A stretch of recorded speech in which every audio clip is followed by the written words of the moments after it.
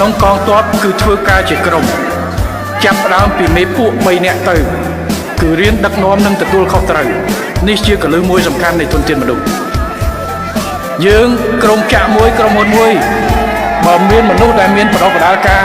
ធ្វើការសហការទទួលខុសត្រូវមានចរិតជាលក្ខដឹកនាំមិនថាចូលនេះទេមិនមែនថាយកមកធ្វើ manager ទេតាំងពីជើងក្រោមតាំងពីអ្នកបុគ្គលិកម្នាក់ឡើងទៅយើងចង់បាននឹងបាទពាក្យថាការដឹកនាំមិនមែនថាតលតែមានតួនាទីធំទេគឺជារិទ្ធនៅក្នុងការទទួលខុសត្រូវតែហ៊ានម្នាក់យកទៅម្នាក់តាំងពីបំពាក់អាវុធឲ្យអ្នកឯងត្រូវទទួលខុសត្រូវចំពោះអាវុធហ្នឹងកុំឲ្យគាំងកុំឲ្យបាត់គ្រាប់កុំឲ្យអីទាំងអស់ឯកសន្តានដែលបំពាក់ឲ្យត្រូវមានច្បាស់លាស់វិន័យច្បាស់លាស់ម៉ោងប្រហែលត្រូវមកដល់ប្រទេសម៉ោងប្រហែលមានមុខនេះគឺជាការបដិបដាលខ្លះសម្រាប់យើង